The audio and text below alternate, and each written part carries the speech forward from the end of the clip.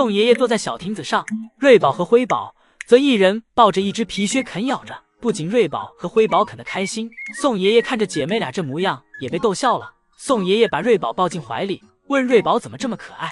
而此时的光君一直埋头啃爷爷的皮靴，根本没空看爷爷在干嘛，抱着皮靴啃得很是专注。宋爷爷陪姐妹俩玩耍了一会儿，到了接姐妹俩回家的时间了。宋爷爷先是抱着瑞宝站了起来，然后再给辉宝抱起。不过此时辉宝正抱着爷爷的大腿，这让爷爷寸步难行。这一下可给宋爷爷忙坏了，一时不知道该怎么办了。宋爷爷只好先给瑞宝放下，之后先将辉宝抱起，然后再去抱瑞宝，这样明显顺利了许多。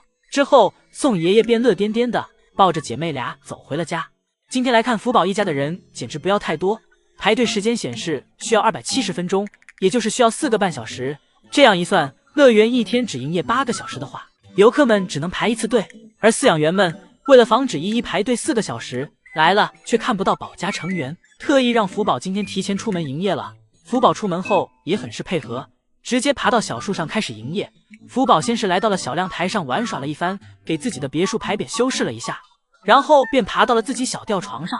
福宝一边享受着午间阳光，一边吃着美味的竹子，这惬意养的姨姨们一整个羡慕住了。而今天福宝的体重依旧稳定在200斤以上，福宝这200斤的体重已经稳定了有1个月左右了，看样子以后福宝的体重再也不会掉下100斤了。今天宋3岁破天荒的在爱宝回家休息的时候，把瑞宝辉宝也喊了回去，结果等饲养员们给爱宝放置好新的竹子和小零食后，瑞宝不出来了。这时宋3岁慌了，宋3岁赶紧钻到通道里去呼喊瑞宝，差点又闯祸。原本今天宋3岁想着是让爱宝回家休息，但爱宝这时刚从室外走回来，想休息一下再回去。而姐妹俩这里的动作有点快，辉宝看到通道门开了，急得直接从小亭子上跳了下来。爱宝这里坐了一会儿，喝了口水，这才往家走。这次的工作量有点大，出动了3个饲养员，圣熙阿姨和另外一个姨姨负责搬运新竹子，宋3岁负责收拾刚才爱宝吃剩的竹子。新的竹子放置好后，爱宝率先走了出来。爱宝来到小亭子上，看了一眼没有新竹子和小零食，转头直接走向小木床。结果瑞宝和辉宝这里不想出来了。虽然爱宝此时还在园区，但宋3岁依旧淡定的走来了园区。紧接着辉宝看到宋3岁来了，立马跟了出来。而瑞宝这里因为不出来，宋3岁直接钻进通道门口去接瑞宝。在宋3岁一顿甜言蜜语的攻势下，瑞宝终于走了出来。不过瑞宝辉宝出来没一会儿，又到了下班点。其实瑞宝刚才就没想出来，要不是给宋3岁个面子，自己就直接休半天班了。所以这一到下班点，瑞宝看到通道门打开，这觉也不睡了，直接从小树上下来，楼梯都不想走，直接从小亭子离通道门口最近的地方下来，然后第一个跑回了家。接着是辉宝，辉宝犹犹豫豫的，但好在也没用爷爷催促。而对于爱宝，宋3岁则是直接送来2块小苹果，一块放在小车上，一块放在小亭子上。宋3岁总喜欢耍点自己的小聪明，不过爱宝也没难为宋3岁。爱宝吃完小亭子上的小苹果后就直接回家了，而小汽车的小苹果爱宝都没吃。爱宝是在暗示宋3岁以后不要搞这种哄小孩的把戏，有事儿直说。到听到江爷爷这样表述自己的處境，我才明白江爷爷一直都在承受着一些旁人所无法理解的事情。 또 사실은 잘못했어요. 여러분들은 편하게 말씀이라고 하실 수 있잖아요. 저는 사실은 또 편하게 이야기하기도 힘들어요. 제가 이야기를 막 할 수 있는 그런 상황이 아니기 때문에 또 그런 저의 고충이 있어요. 그래서 江爷爷一直安慰粉丝们关于福宝现在的情况。江爷爷表示自己并不是很担心，而自己现在能做的就是努力让留下来的宝家成员变得更加美丽和闪耀。 일단은 저는 지금 남겨진 친구들을 정말 이쁘고 빛나게 돌보기 위해서 굉장히 노력을 하고 있고요. 그게 제가 할 수 있는 최선이라고 생각을 하고 있어요. 这意味着江爷爷是想让瑞宝和辉宝的名气和当年福宝一样大，这也是江爷爷这个身份所能做的事情。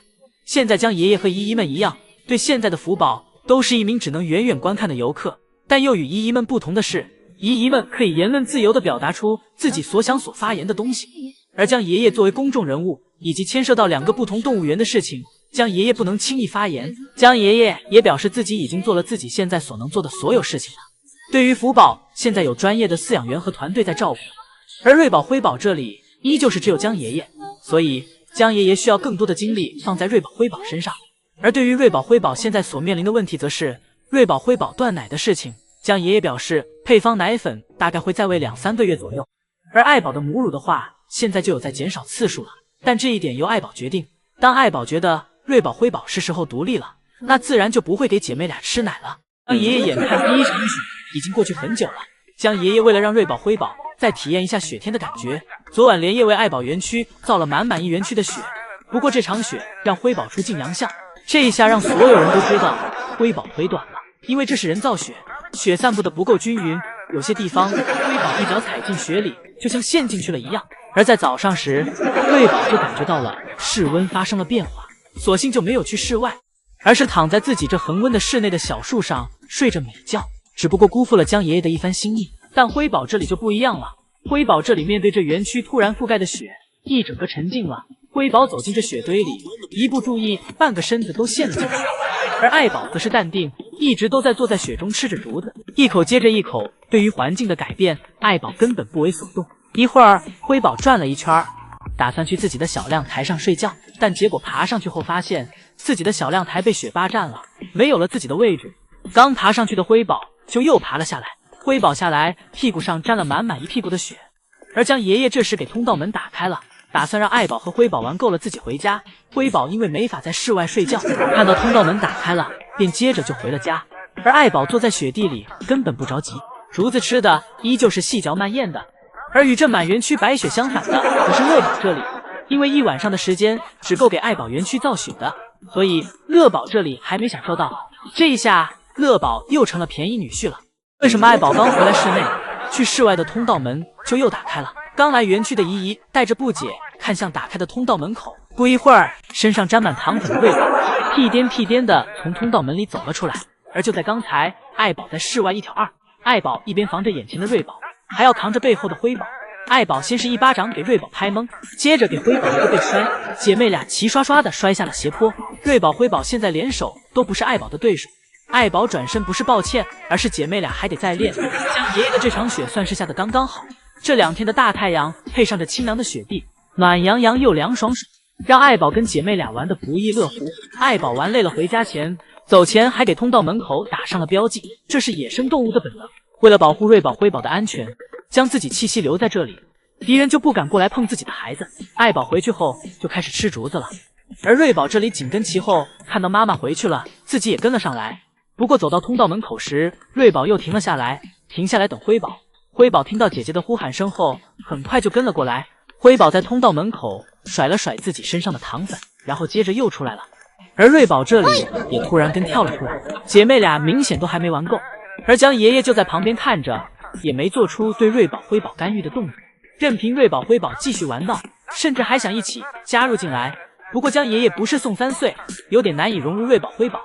这要是宋3岁，怕是要和瑞宝、辉宝一起躺地上打滚了。瑞宝这里玩了一会儿也累了，而辉宝则是越玩越起劲儿，一会儿只能江爷爷来接了。江爷爷想用自己吸引辉宝，假装跟辉宝玩雪，接着往家跑，想引辉宝来追自己。不过辉宝根本不上当，而已经回室内的瑞宝已经开心的和妈妈吃起竹子了。